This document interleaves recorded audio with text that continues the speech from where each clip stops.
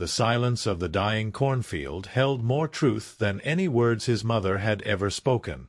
The heat lightning flickered across the Iowa sky like God's own dying bulb, casting shadows that danced and disappeared before Eli could make sense of them. He pressed his face against the kitchen window, the glass warm even at 4 in the morning, and watched the horizon swallow another day that hadn't begun yet. The thermometer on the porch read 93 degrees. In October. The kind of heat that made the earth crack like old leather and turned corn silk to dust before it could even dream of kernels. Eli's bare feet found the familiar grooves in the linoleum as he padded toward his mother's bedroom. The door stood open, which should have been his first warning. Sarah Murphy never slept with her door open, said the night air carried too many ghosts from the field where his father lay buried. But there it was, gaping like a mouth with nothing left to say. Her bed was made. Hospital corners, the way she'd learned in the army before she came home to marry a farmer and watch her dreams shrink to the size of quarterly loan payments. The pillow still held the shape of her head, but the sheets were cold. Stone cold. Eli ran his fingers across the faded quilt his grandmother had stitched, feeling for any trace of warmth, any sign that this was just another restless night when sleep wouldn't come. The work boots were gone from the porch. That's when the silence hit him. Not the absence of sound, but the presence of something heavier. The kind of quiet that pressed against his eardrums and made his chest tight. Even the cicadas had given up their singing. The drought had taken their voices too, leaving only the whisper of dying leaves and the distant hum of power lines that stretched toward towns that still had something left to lose. Eli sank onto the porch steps, the wood groaning under his weight despite his 14-year-old frame that hadn't seen a decent meal in weeks. The bank notice was still tacked to the door behind him. 30 days to vacate, signed and sealed with the kind of finality that came with courthouse stamps. Yesterday, they'd taken the tractor, hooked it up to a flatbed truck and drove it away while his mother stood in the kitchen window, her hands gripping the sink so hard her knuckles went white. He'd seen her eyes that day. Hollow, like looking into a well that had run dry. The cornfield stretched out before him, row upon row of brittle stalks that rustled with secrets in the pre-dawn breeze. 200 acres of Murphy land, worked by Murphy hands for 3 generations, now worth less than the debt it carried. The corn was stunted, barely waist-high, the ears shriveled to nothing more than cobs of broken promises. But it was still standing. Still holding its ground against a sky that refused to rain. Somewhere in that field, Eli knew, lay the answer to where his mother had gone. Not because he believed in fairy tales or miracles, but because he understood the language of desperate people. The way they looked at horizons like escape routes. The way they touched familiar things, a doorframe, a fence post, a handful of dirt, like they were saying goodbye. As the first pale light crept across the eastern sky, Eli stood and brushed the dust from his jeans. His mother's absence filled the air around him like smoke, thick and choking and real. But it was the silence that told him the truth.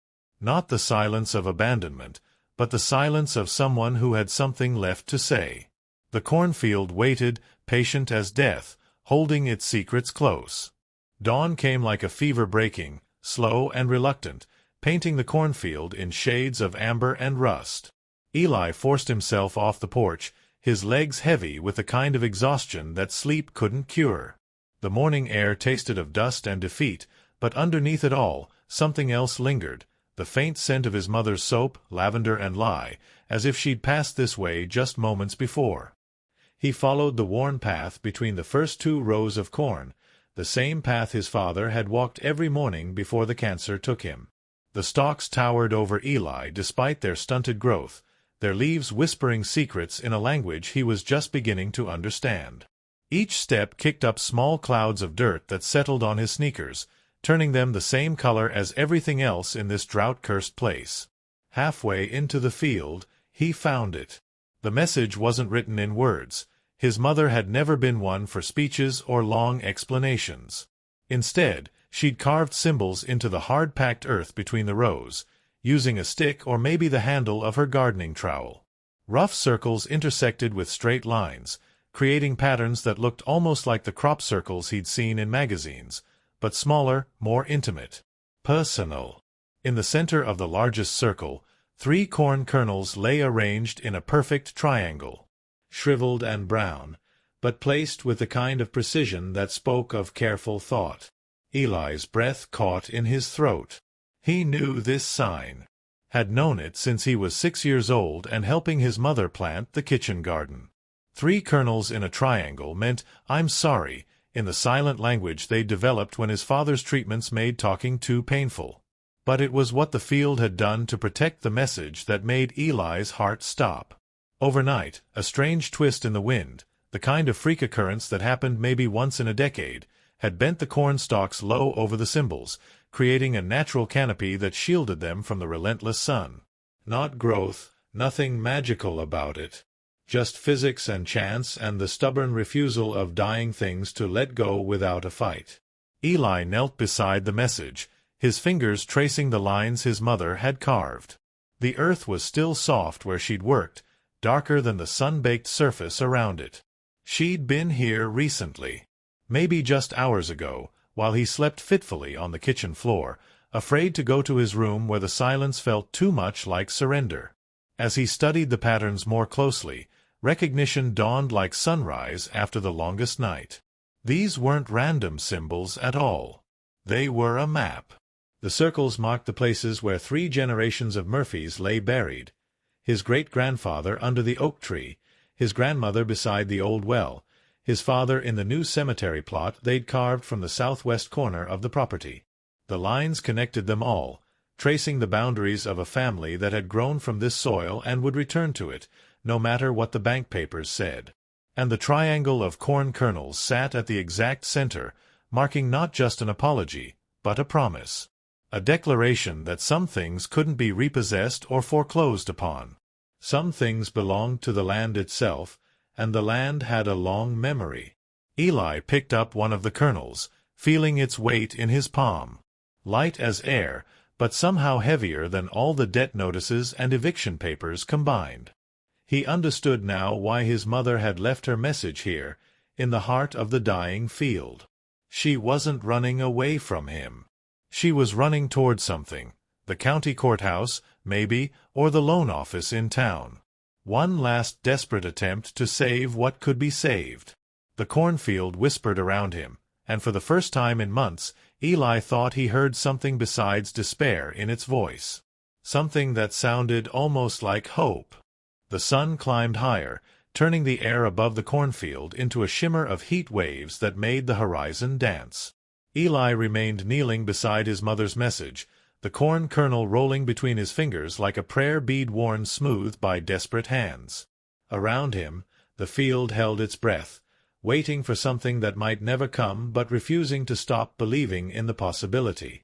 He thought about the last conversation he'd had with his mother, if you could call 3 words exchanged over breakfast a conversation. She'd set a bowl of watery oatmeal in front of him, the kind they'd been eating since the grocery money ran out, and said, "Eat." He'd pushed it around with his spoon, watching the thin gruel swirl in patterns that reminded him of storm clouds, and replied, "Not hungry." She'd looked at him then, really looked, and whispered, "I know." That was it. 2 days ago. The last words between them, and they'd been about emptiness. Now, surrounded by the dying corn, Eli understood that his mother had been speaking in code even then. "I know" hadn't been about the oatmeal or his appetite. It had been about everything else, the weight pressing down on his 14-year-old shoulders, the way he'd started checking the rope in the barn with the calculating eyes of someone twice his age, the fact that he'd stopped talking about next year or next month or even next week. She knew. And she'd left him a message that said she was sorry for knowing. Eli stood slowly, his knees stiff from kneeling on the hard ground. The bent corn stalks created a natural shelter around him, filtering the harsh sunlight into something softer, more forgiving. It felt like being inside a cathedral made of dying things that refused to die quietly. He walked the perimeter of his mother's markings, counting his steps, memorizing the pattern so he could carry it with him wherever the eviction notice eventually led. At the edge of the message, something glinted in the dirt. Eli bent down and brushed away the dust, revealing his mother's wedding ring. The thin gold band his father had saved 3 months of farm wages to buy, back when 3 months of farm wages meant something. She'd worn it every day for 16 years, through good harvests and bad, through his father's diagnosis and funeral, through the endless parade of bills that had arrived like clockwork even after the man who'd earned them was 6 feet under. The ring was still warm. Eli picked it up, feeling its familiar weight. Too small for his already growing fingers, but he slipped it onto his pinky anyway, where it sat like a promise he wasn't sure he could keep. His mother had left it here deliberately, he realized. Not lost or forgotten, but placed with the same care as the corn kernels, the same precision as the carved symbols. Another message in their silent language, "Remember us." The heat was becoming unbearable, even in the shade of the bent stalks. Eli could feel sweat trickling down his back, but he wasn't ready to leave. Not yet. Something about this place, this moment, felt too important to abandon to the heat and the silence. He sat cross-legged in the center of his mother's message, closing his eyes and listening to the field whisper its secrets. That's when he heard it, the distant rumble of a truck engine, coming up the long dirt road that led to their house. Official sounding. Authoritative. The kind of engine that belonged to people with clipboards and court orders and keys to houses that weren't theirs anymore. But instead of panic, Eli felt something else settle over him like dust. Acceptance, maybe, or just the kind of exhaustion that came from carrying too much for too long. He opened his eyes and looked at the message his mother had carved into the earth, at the corn kernels arranged like stars in a constellation only they could read, at the bent stalks that had chosen to bow rather than break. The truck was getting closer, but Eli didn't move. Let them come. Let them do whatever they'd come to do. This field, this message, this moment, none of it belonged to them. Some things couldn't be repossessed because they'd never been owned in the first place. They'd always belonged to the land, and the land had a longer memory than any bank. The cornfield whispered around him, and Eli finally understood what it was trying to say. Not goodbye, not surrender, but something that sounded almost like a promise. Wait.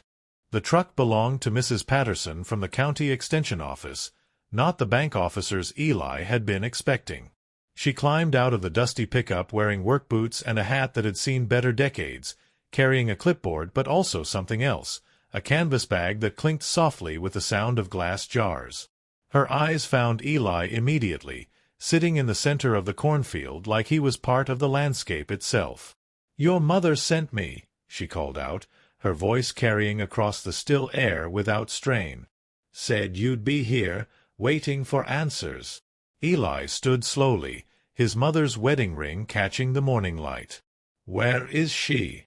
"County courthouse. Fighting like hell for this place." Mrs. Patterson stepped carefully between the corn rows, respecting the message carved into the earth even though she couldn't read its meaning. "She's been there since 4 this morning, sitting on the steps with a folder full of paperwork and a determination that's got the whole building talking." Relief flooded through Eli's chest, so sudden and powerful it nearly knocked him down. His mother hadn't walked into the drought to disappear. She'd walked toward the one place that might still listen, armed with nothing but stubbornness and the kind of desperate hope that could move mountains, or at least convince bureaucrats to reconsider foreclosure timelines. Mrs. Patterson reached the edge of the symbols, her weathered face taking in the carved circles and lines with the respect of someone who understood that desperate people sometimes spoke in languages older than words. "She told me about your father's research," she said quietly. "The drought-resistant seed varieties he was developing before he got sick. Said he'd been corresponding with agricultural scientists at the state university, sharing data about soil conditions and rainfall patterns." Eli's heart stopped. His father's notebooks. Thick, leather-bound journals filled with measurements and observations and sketches of corn varieties that could survive in conditions that killed everything else. They'd been sitting in the hall closet for 2 years, gathering dust while his mother worked 3 jobs and tried to keep the farm running on hope and prayer. "The university wants to buy the research," Mrs. Patterson continued. "Not for a fortune, but enough to clear the debt and give you both a fresh start. Your father's work might help save farms across the Midwest. He never knew how important it would become." The woman reached into her canvas bag and pulled out a mason jar filled with seeds. Not corn, something else entirely. Small and dark and perfect, like promises waiting to be planted. "Sorghum," she explained. "Ancient grain, tough as nails, grows in half the water corn needs. Your mother asked me to bring these. Said if you were going to start over, you might as well start with something that knew how to survive." Eli took the jar, feeling the weight of potential in his hands. Around them, the cornfield rustled in the morning breeze, the bent stalks still sheltering his mother's message from the harsh sun. But now the symbols looked different somehow. Not just an apology or a goodbye, but a map leading forward instead of back. "She's coming home?" he asked. Mrs. Patterson smiled, the expression transforming her sun-weathered face into something younger, more hopeful. "She's coming home. With papers to sign and plans to make and probably 1,000 apologies for scaring you half to death. But yes, son, she's coming home." As if summoned by her words, the sound of another engine drifted across the field. This one familiar, the wheeze and rattle of their old pickup truck, the one they'd somehow managed to keep despite everything else falling apart. Eli's heart began to race, but this time with anticipation instead of fear.